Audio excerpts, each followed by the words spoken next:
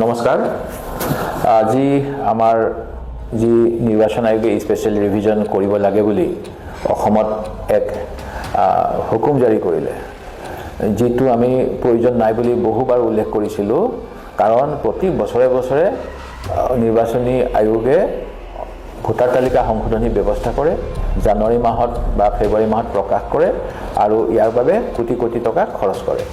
তেখেতসকলে প্ৰতি বছৰে কৰা কামখিনিত যিসকলে ভোট দিব পৰা অধিকাৰৰ বয়স হৈছে বা জানুৱাৰীত হ'ব, তেখেতসকলৰ নাম অন্তৰ্ভুক্ত কৰে।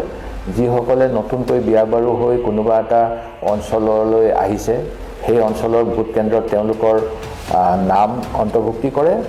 যিসকল পৰিয়ালে নিজৰ আপোনজন যিসকলৰ নাম ভোটাৰ তালিকাত আছিল, তেওঁলোকৰ যদি কিবা দুৰ্ঘটনা, আকস্মিক কাৰণবশত বা বাৰ্ধক্যজনিত কাৰণত মৃত হৈছে, তেখেতসকলৰ নাম কৰ্তন কৰে। আৰু কোনো ব্যক্তিয়ে নিজৰ জন্মগাঁৱৰ পৰা যদি অন্য স্থানলৈ আহি বসতি কৰিবলৈ বাসগৃহ নিৰ্মাণ কৰি নতুন অঞ্চলৰ বাসিন্দা হৈছে, তেওঁলোকৰ নাম পূৰ্বৰ স্থানৰ পৰা কৰ্তন কৰি নতুন স্থানত অন্তৰ্ভুক্তিৰ ব্যৱস্থা কৰে। এই কাম যোৱা সময়ছোৱাত নিৰ্বাচনী আইন অনুসৰি প্ৰতি বছৰে বছৰে অসমত হৈ আহিছে আৰু ইয়াক আমি সকলোৱে সহযোগ কৰি আহিছিলোঁ। কিন্তু আমাৰ নেতা ৰাহুল গান্ধী ডাঙৰীয়াই ক'বৰ দৰে যোৱা কিছুদিন ধৰি বিজেপি দলে যেতিয়া তেওঁলোকৰ ভাল দিন আনিব নোৱাৰিলে, যেতিয়া তেওঁলোকৰ ইস্তাহাৰখন তেওঁলোকে নিজেই নিৰ্বাচনী জুমলা বুলি ক'বলৈ সাহস কৰিলে আৰু ভাৰতবৰ্ষৰ ৰাইজে তেখেতসকলে যে ভুৱা প্ৰতিশ্ৰুতি দিয়ে তাৰ উদাহৰণ 15 কোটিকৈ টকা মূল্যবৃদ্ধি ৰোধ, পেট্ৰল ডিজেলৰ মূল্য হ্ৰাস, নিবনুৱাৰ নিযুক্তি, আমাৰ ক্ষেত্ৰত 6 জনগোষ্ঠীৰ জনজাতিকৰণ, চাহ বাগিচাৰ 351 টকা মজুৰি বৃদ্ধি,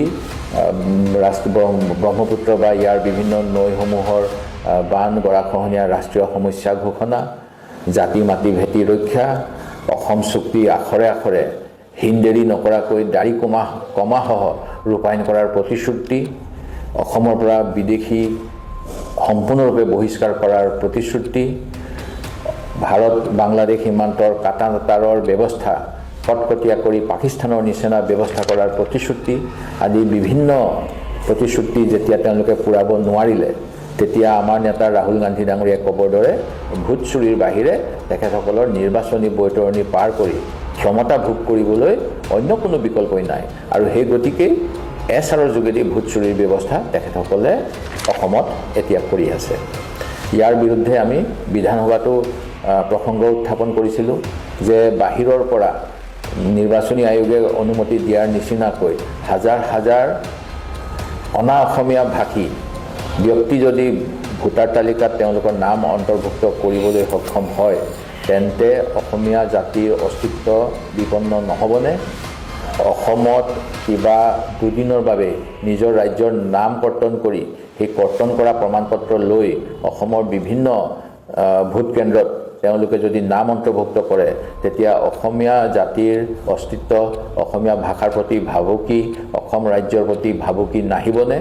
কাৰণ আমি সকলোৱে জানো ভাৰতবৰ্ষৰ সংবিধান অনুসৰি ভাষাৰ ভিত্তিত বহু ৰাজ্য গঠন হয় আৰু 1956 চনৰ ৰাজ্য পুনৰ্গঠন যি আইন, সেই আইন অনুসৰি এতিয়ালৈকে ভাষাৰ ভিত্তিতেই বিভিন্ন অঞ্চলত ৰাজ্যৰ সৃষ্টি হৈছে। অসমীয়া ভাষীৰ যেতিয়া সংখ্যা হ্ৰাস পাব, অসমতে আমি অন্য এখন ৰাজ্য সৃষ্টি কৰিব লগা নহ'বনে হিন্দী ভাষীসকলৰ বাবে বা অন্য ভাষীসকলৰ বাবে? এই প্ৰশ্নৰ উত্তৰ বৰ্তমানৰ চৰকাৰখনৰ হাতত নাই। কাৰণ তেওঁলোকে বিশ্বাস কৰে এক দেশ, এক ভাষা, এক জাতি, আৰু এই ভাৰতীয় জাতি নিৰ্মাণ কৰাৰ নামত আমাৰ অসমীয়া জাতিৰ অস্তিত্ব তেওঁলোকে বিপন্ন কৰিবলৈ কুণ্ঠাবোধ নকৰে। আজি ভোটাৰ তালিকাত তেওঁলোকে যাতে বিভিন্ন ৰাজ্যত ইতিমধ্যে ভোট চুৰি কাৰ্য কৰিলে, যাৰ প্ৰমাণ আমাৰ নেতা ৰাহুল গান্ধী ডাঙৰীয়াই প্ৰেছ কনফাৰেন্স যোগে দাঙি ধৰিছিল। এতিয়া আমাৰ পাল পৰিছে।